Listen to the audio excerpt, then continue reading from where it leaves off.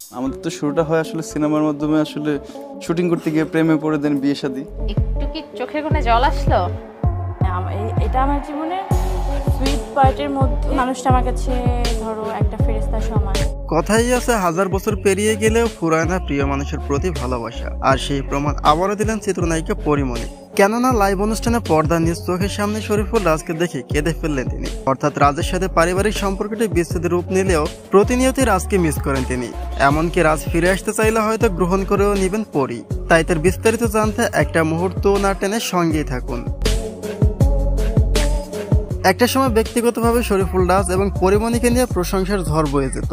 কেননা অন্যান্য তারকাদের পারিবারিক সম্পর্কের তুলনায় তাদের সম্পর্কটি ছিল সম্পূর্ণ ভিন্ন রকম। অর্থাৎ তাদের মাঝে ভালোবাসার কোনোই কমতি ছিল না।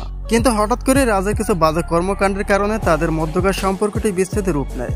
আর তাই বর্তমান সময়ে রাজের মা বাবা দুজনই একমাত্র পরীমণি। তবে বাস্তব অর্থে রাজপরী সম্পর্কটি বিচ্ছেদ হলেও হৃদয় থেকে রাজকে মুছে ফেলতে পারেননি পরীমণি। কেননা লাইভ অনুষ্ঠানে পর্দায় রাজের সাথে তারই একটি চিত্র প্লে করা হয়, আর সেটি দেখে কেঁদে ফেলেছেন পরীমণি। যা থেকে এটাই প্রমাণিত হয় যে এখন রাজকে আগের মতোই ভালোবাসেন পরী। আমাদের তো শুরুটা হয় আসলে সিনেমার মাধ্যমে, আসলে শুটিং করতে গিয়ে প্রেমে পড়ে দেন, বিয়ে শাদী। একটু কি চোখের কোণে জল আসলো? এটা আমার জীবনের সুইট পার্টের মধ্যে। তবে শুধুমাত্র কান্নাতে সীমাবদ্ধ থাকেননি এই নায়িকা। পরী বলেন, রাজ তার কাছে অনেকটা সম্মানের জায়গা। কেননা শত হলেও একটা সময় রাজের সংসারেই ছিলেন তিনি।